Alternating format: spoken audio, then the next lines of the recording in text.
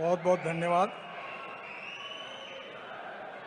भारत सरकार में मेरे सहयोगी आदरणीय डॉक्टर वीके सिंह, भारत सरकार में मेरे सहयोगी आदरणीय जी किशन रेड्डी जी, तेलंगाना सरकार के PWD minister Shri Prashant Reddy ji, Shri Komati Venkat Reddy MP ji, Shri P Ramulu MP, Shri G Ranjith Reddy, Shri B Patil member of parliament, Shri M Srinivas Reddy member of parliament, Shri P Dayalokar MP, Shri Kota Prabhakar Reddy MP, Shri Raghunath Rao MLA, Shri Raja Singh MLA, मंच पर उपस्थित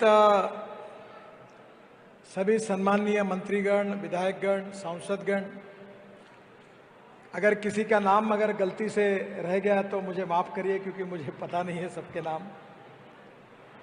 आदरणीय मंच और उपस्थित सभी भाई और बहनों, तेलंगाना एक प्रगतिशील, समृद्ध और संपन्न राज्य है। हम अक्सर एक बात कहते हैं कि अलग भाषा, अलग वेश, फिर भी हमारा एक देश। और हमारे देश को अगर आगे ले जाना होगा तो हमारे देश का विकास होना चाहिए। और जो विकास होता है उसमें जो इकोनॉमिक प्रोग्रेस होता है उसके लिए हमारे लिए चार बातें बहुत जरूरी होती है। One is water, power, transport and communication. Without this four pillar, we cannot get investment in agriculture and in industry. And without investment, we cannot make progress. And without progress, we cannot eradicate poverty. And for that reason, we need to develop industry, agriculture in the state. And for that reason, we need water, power, transport and communication. मुझे खुशी है कि आज तेलंगाना में 2 projects का शुभारंभ हुआ, 17 project का भूमि पूजन हुआ, पर जो कुछ हुआ था वो तो केवल ट्रेलर है। अभी तो सही फिल्म शुरू होना और बाकी है। तेलंगाना के लिए मुझे खुशी इस बात की है कि 2014 में जब मैं इस विभाग का मंत्री बना तब करीब तेलंगाना में नेशनल हाईवे जो था इन 2014 वो 2511 किलोमीटर था। और आज तक मार्च 2022 तक ये लेंथ 5000 किलोमीटर हुई है, 4996 किलोमीटर। इस 8 साल में हमने 2485 किलोमीटर हाईवे नेटवर्क बढ़ाया है। अगर इसको 8 साल में कहे तो 100% हमने नेटवर्क को बढ़ाकर दिखाया है और आने वाले समय में और निश्चित रूप से इसमें बढ़ोतरी होगी, ये मैं आपको विश्वास देना चाहता हूँ। जहाँ तक तेलंगाना में जो 32 डिस्ट्रिक्ट है, 33 डिस्ट्रिक्ट है, 33 डिस्ट्रिक्ट प्लेसेस, मुझे इस बात की खुशी है कि आउट ऑफ 32 डिस्ट्रिक्ट को हमने तेलंगाना को पूरी तरह से डिस्ट्रिक्ट को जोड़ दिया है। एक ही डिस्ट्रिक्ट का अपवाद है, दैट इज पड़पल्ली, और मैं विश्वास देना चाहता हूं कि इसकी भी कनेक्टिविटी शॉर्टली की जाएगी और सभी डिस्ट्रिक्ट एनएच से जोड़े जाएंगे। ये विश्वास मैं आपको देना चाहता हूं। मेरे पास काफ़ी लंबी लिस्ट है, पर मैं अपने भाषण में वो लिस्ट अपना समय नहीं गवाऊंगा, वेबसाइट पर डाल दूंगा। मैं आपको बताना चाहता हूं कि 2014 से लेकर 2024 दिसंबर तक ये 10 साल जब पूरे होंगे तो तेलंगाना में 3 लाख करोड़ रुपए खर्चा करके नेशनल हाईवे का इंफ्रास्ट्रक्चर, मैं आपको विश्वास के साथ बताना चाहता हूं कि अमेरिका के स्टैंडर्ड का बनेगा, यूएसए के स्टैंडर्ड का बनेगा, ये विश्वास मैं आपको देना चाहता हूं। मैं विशेष रूप से तेलंगाना में हम टोटल देश में 26 ग्रीन एक्सप्रेस हाईवे बना रहे हैं, और ये जो 26 ग्रीन एक्सप्रेस हाईवे बना रहे हैं उसमें से 5 ग्रीन एक्सप्रेस हाईवे ये तेलंगाना से गुजर रहे हैं। पहला है इंदौर हैदराबाद, वो 787 किलोमीटर है, जिसकी कॉस्ट 17,000 करोड़ है, जिसके 136 किलोमीटर लेंथ तेलंगाना में आती है। दूसरा ग्रीन एक्सप्रेस हाईवे है सूरत, सोलापुर, कर्नूल, चेन्नई।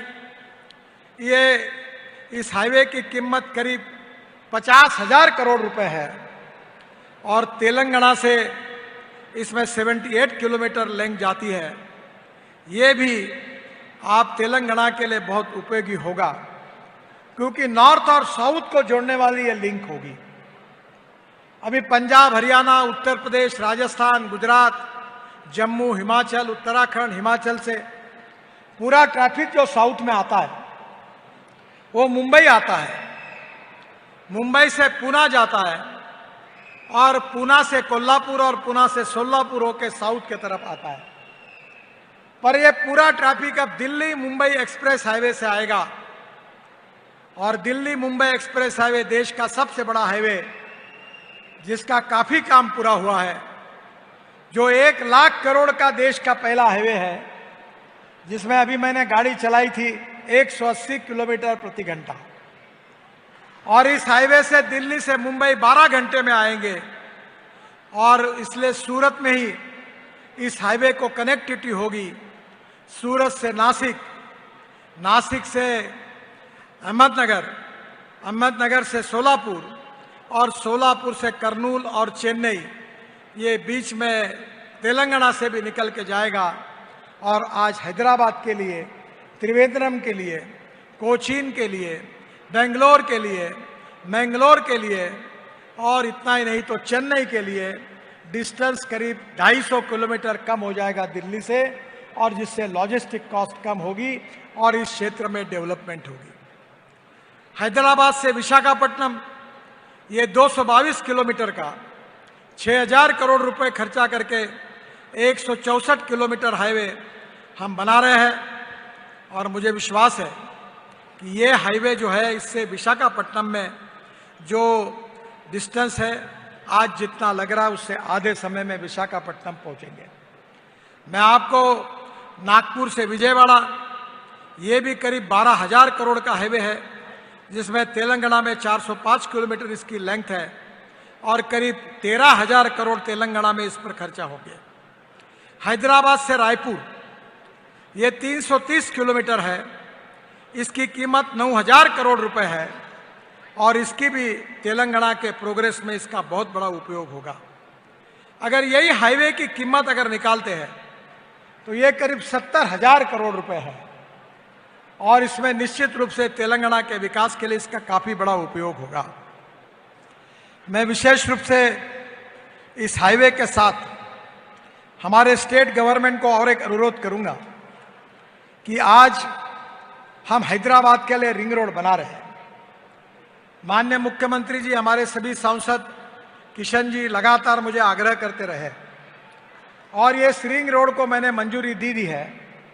इसमें से जो पहला पार्ट है उसको हमने डीपीआर फाइनल स्टेज में है, और 3 महीने के अंदर इसके भूमि पूजन के लिए मैं फिर से हैदराबाद आऊंगा, ये वचन आपको देता हूं। जो इसके सदन पार्ट की बात माननीय मंत्री जी और सांसदगण कर रहे हैं, ये भी हाईवे इंपॉर्टेंट है।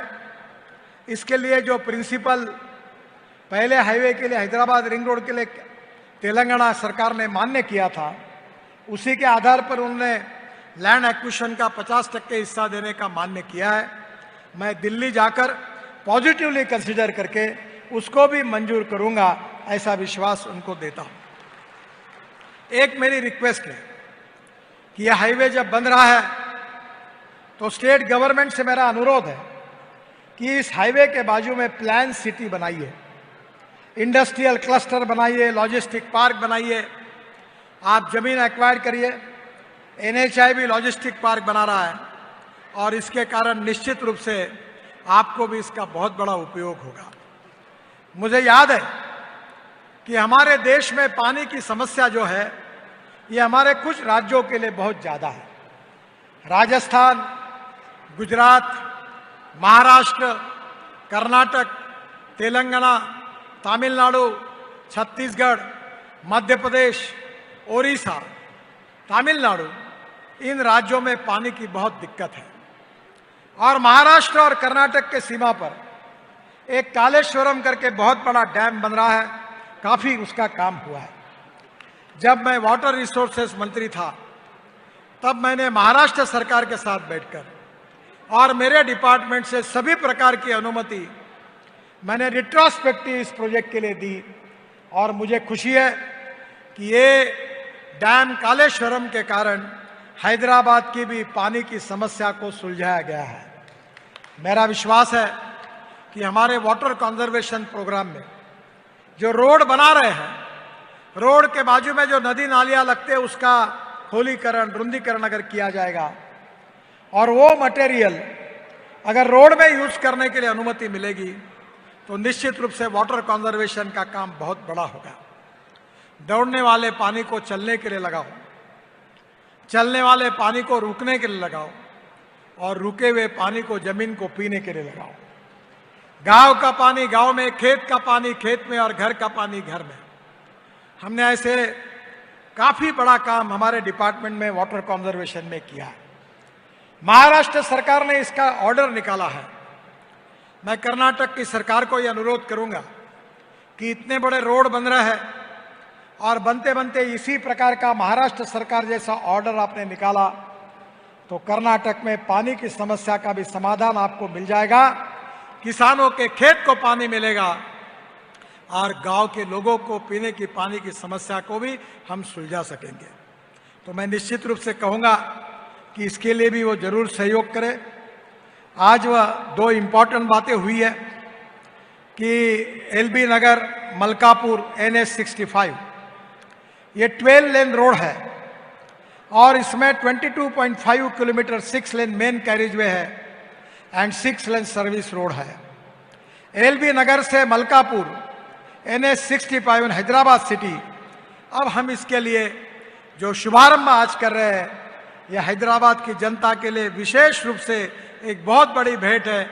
मैं हैदराबाद की जनता को इसके लिए बहुत बहुत धन्यवाद देता हूं क्योंकि इस रोड पर 90,000 PCOs का ट्रैफिक है जिससे उनको राहत मिलेगी। मैं दूसरा जो इम्पोर्टेंट रोड है वो भेल फ्लाईओवर, जो 6 लेन भेल flyover in Hyderabad on NH 65, ये भी बहुत इम्पोर्टेंट है।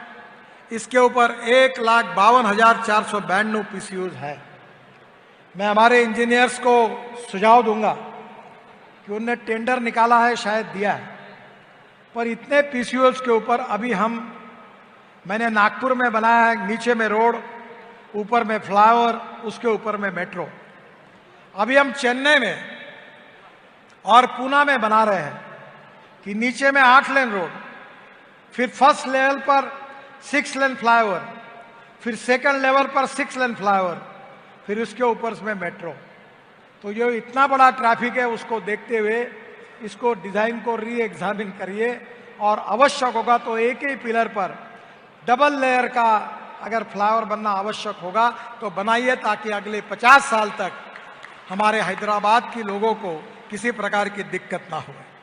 ये भी, इसका भी आज शुरुआत हो रही है। जो CRIF का जो फंड है उसमें ये पेट्रोल डीजल के ऊपर जो सेस होता है उस पर ये फंड निकलता है। मैं आज इस फंड में फिर से एक बार 300 करोड़ रुपए रोड के लिए और 300 करोड़ रुपए मैं ROB और ROB के लिए मंजूरी देने की घोषणा करता हूं। मैं यहाँ के सभी सांसदों को कहूंगा कि केवल NHI के ROB नहीं तो स्टेट के भी होंगे, शहर के भी होंगे, गांवों के भी होंगे, डिस्ट्रिक्ट रोड के भी होंगे तो आरओबी और आरओबी की लिस्ट मेरे पास भेजिए।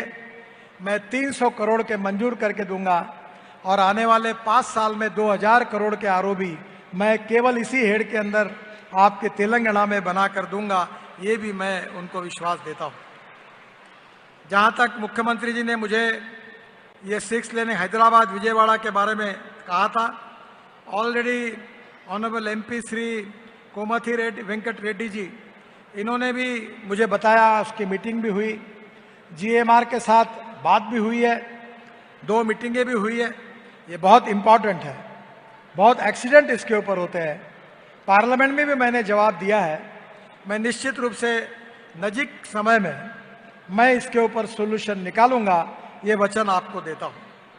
Improvement of Hyderabad Bangalore section NH44, ये ऑलरेडी मैंने अप्रूव किया है, ये बिडिंग प्रोसेस में है और इसको भी हम जल्दी पूरा करेंगे। Improvement of geometric etcetera in कलकल्लुटू to Gundla Pochampally on Nagpur Hyderabad section NH ये भी अप्रूव किया है, इसकी भी बिडिंग प्रोसेस शुरू हो गई है।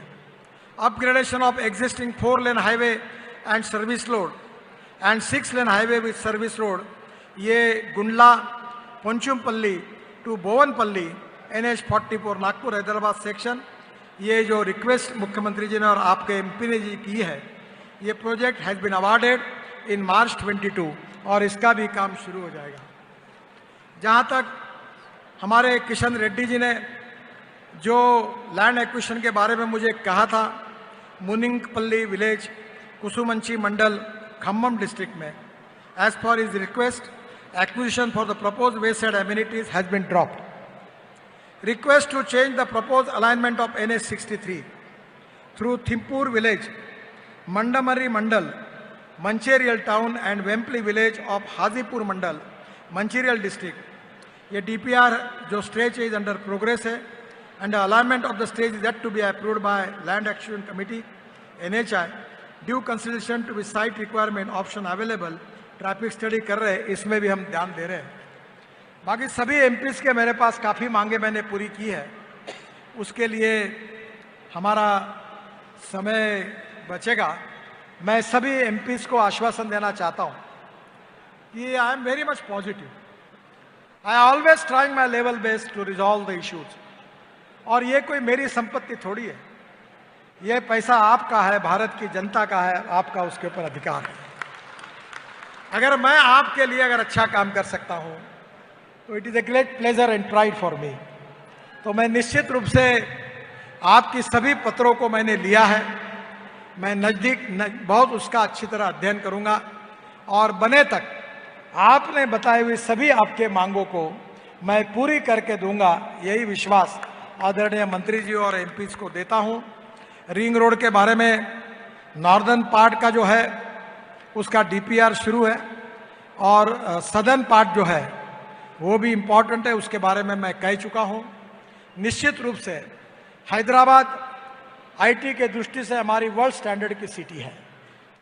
हैदराबाद हमारे देश के इकोनॉमिक ग्रोथ का इंजन है और इसलिए हैदराबाद के आजू बाजू में काफ़ी डेवलपमेंट हो रही है और इसलिए आने वाले समय में एक तेलंगाना समृद्ध, संपन्न और शक्तिशाली राज्य बने। जब तेलंगाना शक्तिशाली बनेगा तो भारत भी शक्तिशाली बनेगा। तो भारत प्रगति नहीं कर सकता और इसलिए आत्मनिर्भर भारत बनाने के लिए $5 ट्रिलियन के इकोनॉमी बनाने का जो सपना प्रधानमंत्री मोदी जी का है वो पूरा करने के लिए तेलंगाना को भी समृद्ध और संपन्न करना होगा। मैं आपको विश्वास देना चाहता हूं कि इस सपने को पूरा करने के लिए इंटरनेशनल स्टैंडर्ड का रोड इंफ्रास्ट्रक्चर तेलंगाना में होगा। और जैसे मैंने पहले कहा था कि 2024 समाप्त होने के पहले तेलंगाना का रोड इंफ्रास्ट्रक्चर अमेरिका के बराबर होगा, ये वचन मैं आपको फिर से देता हूं। I always remember the statement of USA president John F Kennedy. उन्होंने कहा था कि American roads are not good because America is rich, but America is rich because American roads are good. और इसलिए रोड से प्रोग्रेस होता है, development होती है, रोजगार मिलता है गरीबी दूर होती है, उद्योग आते हैं, किसानों की प्रगति होती है। आने वाले समय में मैं नए एनएच भी भारतमाला में और बाकी भी जो मांगे उसमें जरूर विचार करूंगा और आपकी मांगों को पूरी करने की कोशिश करूंगा। इस विश्वास के साथ तेलंगाना की जनता को मेरी बहुत बहुत धन्यवाद, आभार, नमस्कार।